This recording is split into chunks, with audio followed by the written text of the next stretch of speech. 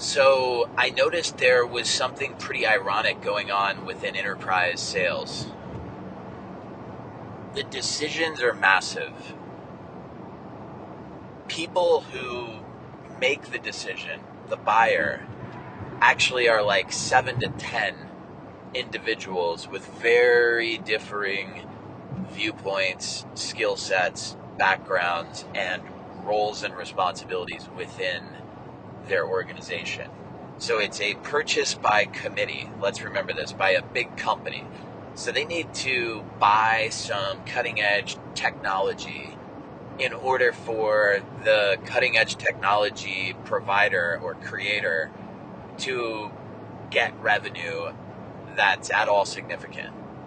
New companies need to sell new things, new ways of doing things, better performance to old companies, too big and incapable for the most part of doing those things at the edge that these nimble, young, motivated kids typically can do with their startup.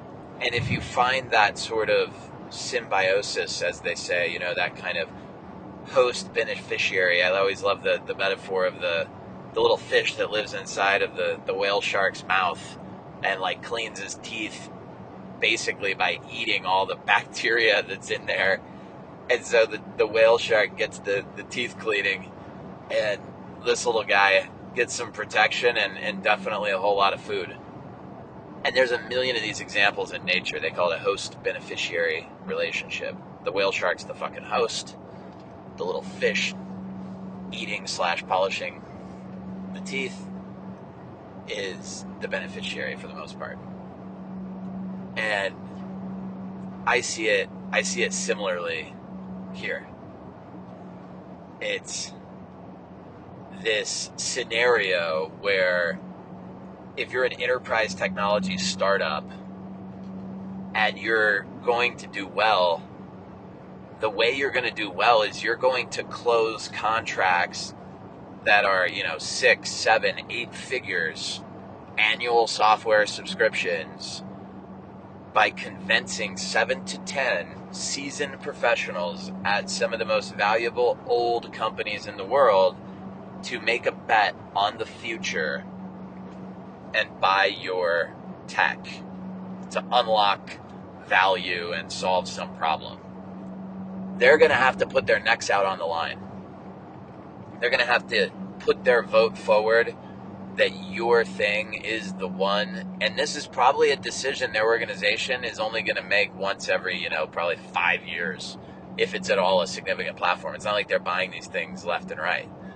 So assume that you do get in the deal. You're going to have to win against a variety of competitors because most of them, by literally corporate policy, must demonstrate that they evaluated multiple providers for any solution they purchase in order to get the budget, which is vital to you, the vendor, obviously, or you can't be paid, even if all those executives over there go through your dog and pony show of a process and somehow, some way, by some miracle, land on your solution as the one their heart desires.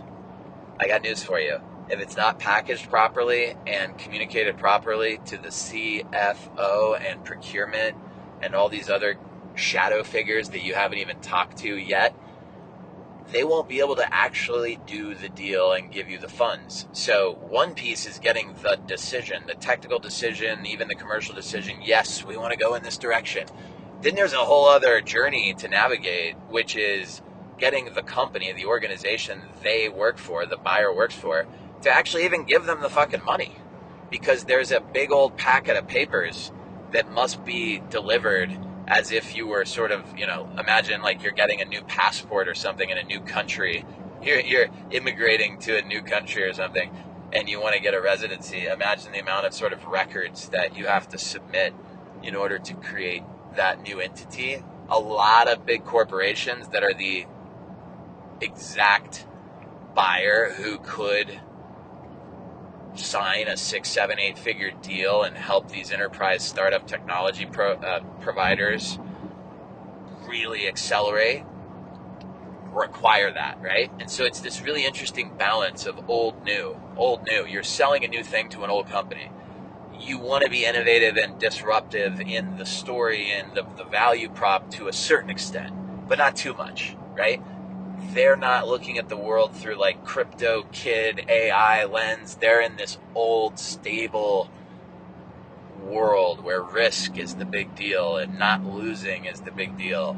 Yeah, they want to get up to like cutting edge and do cool stuff to an extent, but they're way more motivated, and the people they have are much more focused on mitigating risk than they are growth, right? They're well past that. So that's what I see as this interesting dynamic.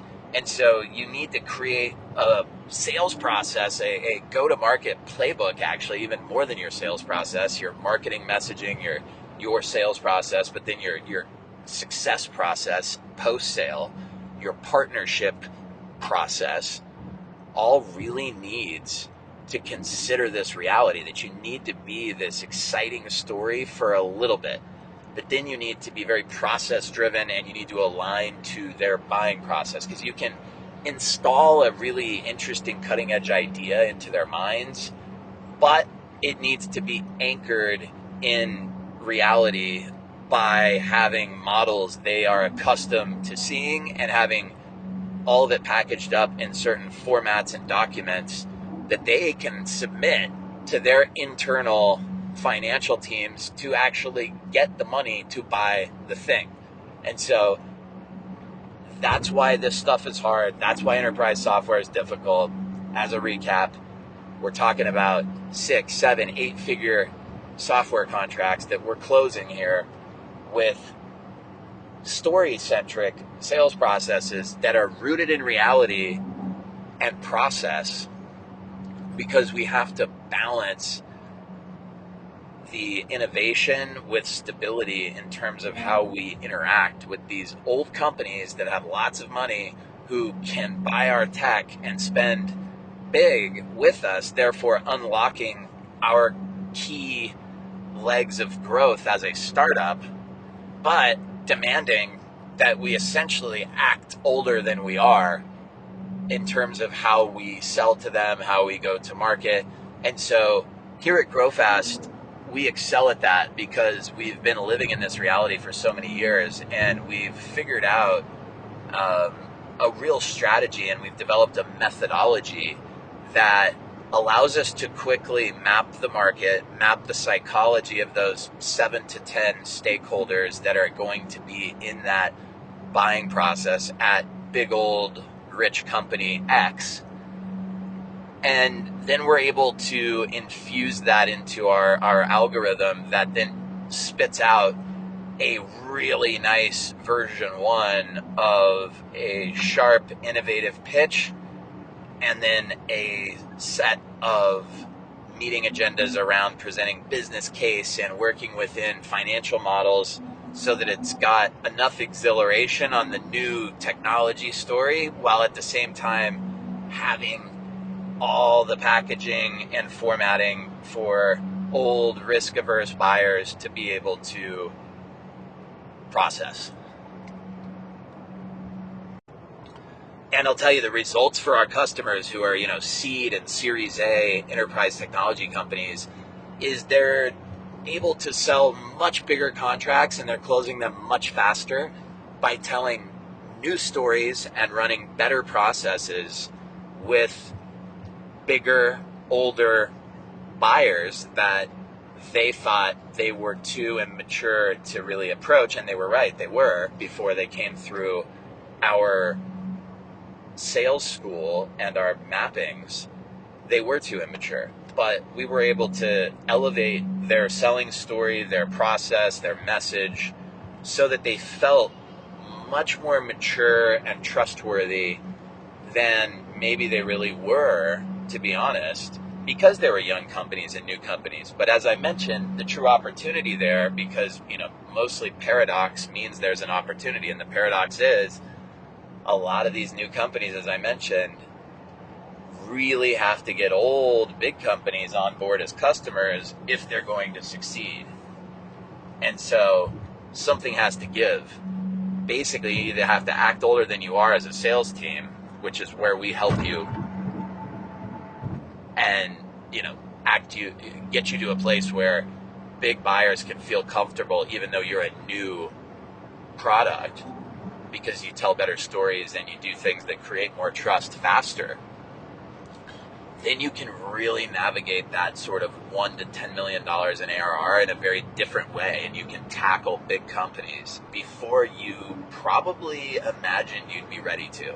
And that results in revenue velocity, proving traction for investors much sooner, and unlocking really big fundraising rounds, particularly Series A. One of our customers had 37 million of Series A because of the traction we were able to establish with our sales process and our overall GTM playbook that we built out for them and then helped them take to market and execute to deliver big revenue results. Actually about 400% revenue growth in less than 2 years. And so that type of traction, and it wasn't just any amount of revenue from anybody, it was revenue that we were able to forecast, that we were able to repeat, that we were able to measure and ultimately manage in terms of how we were communicating back to investors and back to board members. And so it built all of this trust, and to put a cherry on top, many of those deals were coming from old trusted businesses that most people thought we wouldn't be able to sell to for another few years. And so because they were able to sell to bigger logos, older companies that are worth billions of dollars, and do it in a predictable manner, now they're unlocking a $37 million Series A instead of having to do the old, imagine a world where we someday grow up and sell to a big company. No. With Grow Fast, you can get to a place where you're ready to sell to big companies much faster than you think, because you're going to install the Grow Fast Virtuous Value Cycle, which is our proprietary process building algorithm. And then we're going to work with you to refine it, and you'll be astonished by the upgrade in your buyer experience and how people respond. They'll perceive you as a fully different company. They'll have very different levels of trust for you. They'll be willing to invest much more money in what you are offering simply because of the fact that you're controlling the narrative, thereby controlling the reality in which they perceive your product. And so you're strategically, with Grow Fast, optimizing the perception of your value proposition by your ideal customer. That's what our process does, is it controls their perception of your product so that they're able to process it in their own terms and build trust with you and your product faster, and ultimately invest bigger sums of money with you in a shorter amount of time. So if you're interested in that, get in touch. Maybe we can help you map, measure, manage a predictable revenue engine. Either way, it would be interesting to hear the situation you're navigating.